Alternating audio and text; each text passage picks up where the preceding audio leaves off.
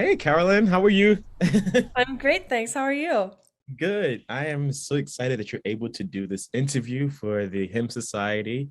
And uh, we're excited to feature you because we want to feature an amazing young organist like yourself, who's not Thank only you. a church musician, but also a concert organist, which is amazing. So I'm just gonna have just four simple questions I'm gonna chat through with you. And if we go off on a tangent, it's okay. We'll just continue conversing. Cool. So what was your first introduction to the organ, and how did you become interested in playing the instrument? I was raised in churches that had organ music, really good organ music. And my earliest memory of the organ, which I hadn't thought about before today much, was my my mom took my preschool class to the sanctuary of St. John's Cathedral, where I grew up. And we it has antiphonal organ pipes, and all of these preschoolers would walk around, and when they found organ pipes they would point up and say, I see an organ pipe. And that's my earliest memory, which is like not That's really related to me playing, but I guess it started the awesome. wheels turning. um I started piano at 7 and Mhm. joined a choir at 8, and I think those were really big um in terms of my musical development. And also the choir where I was singing had an amazing organist, with a doctorate, and she was just so good. And The yeah, that uh, was uh, that was great. what's her name? Just out of curiosity. Well, it was Raina Wood, and then it was Edie Johnson. Nice. I love it. So, how has church music, hymns of the church, sacred literature influenced your playing and wanting to be a musician?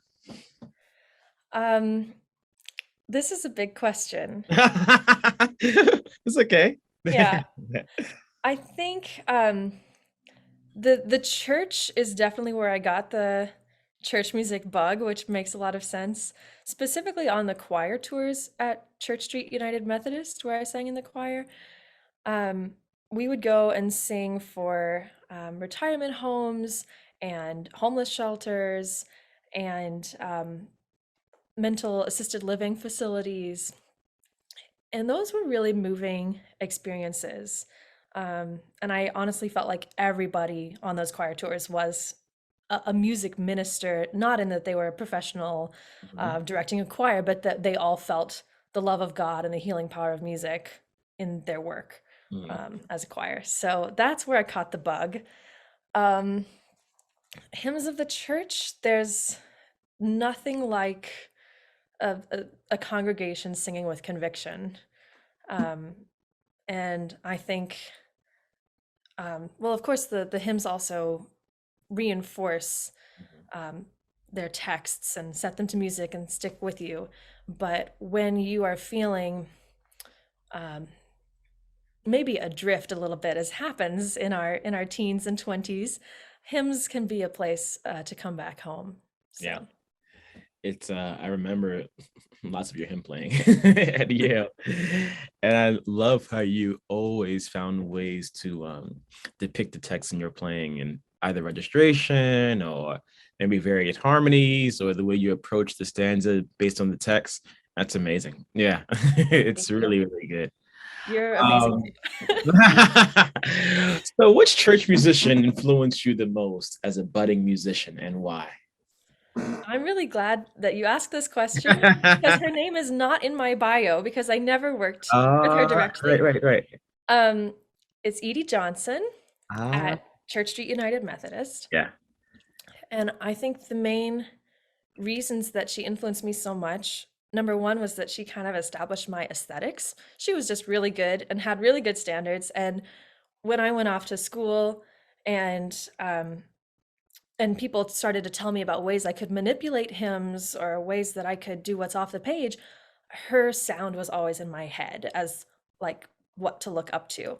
Mhm. Um, and then the second thing was she created opportunities for me. Um, she brought the RSCM curriculum to our children's choirs. And Mhm. when I was 16, I started being the children's choir assistant, which meant that I walked around, and if a kid was not on the right page, I turned the page. Um, I love and it. And eventually I became the third grade teacher for the RSCM when I was like 17, 18. I was teaching these kids and I was terrified. But that was because Edie created that opportunity for me. And it's not, not that they were short staffed or they just wanted me to have that experience. And that was amazing. And she's kept doing that. When she was on maternity leave, I played Evensong when she was gone. And that was a huge deal trying to fill in for Edie Johnson.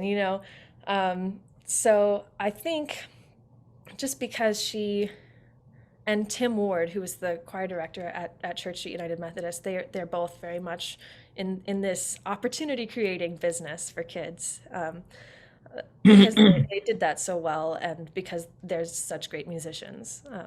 It would be Edie. Basically, yeah. I think about like my superheroes as a young musician, and I'm like you, even now, like being an adult, and in my career, it's like I still have those voices or their sound in my ears when playing. It's like I would never mount up to that, but but yeah, it's very special. I even I think of young musicians now. It's like you have to have someone who you gravitate toward, someone who you can look up to as a musician. I mean, my whole life was trying to play like Professor James Abington and sound like him. um, so last question. It's not a long interview. It's if you were to speak to a budding musician or a beginner organist or someone who wants to pursue a career in church music or concertizing, what advice would you have for this young musician? There's a lot. Right, exactly. um, I'll try and sort of break it up. So when I was 16, I had wanted to be a doctor forever, and I didn't really think about being an organist because I assumed that there were people born wanting to be organists and amazing and better than me.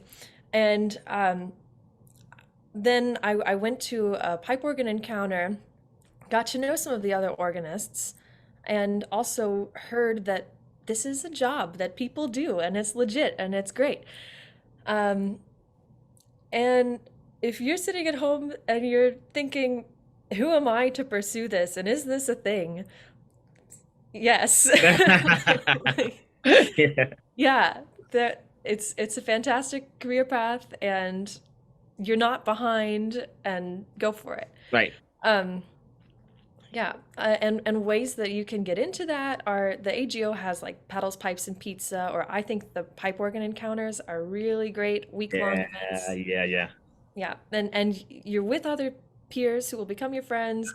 You like meet the people on the back of the organ magazine. Um, it's it's a great experience.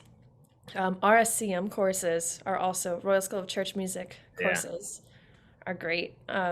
And some of them have organ scholarships, so you can dip your toe in the water of playing.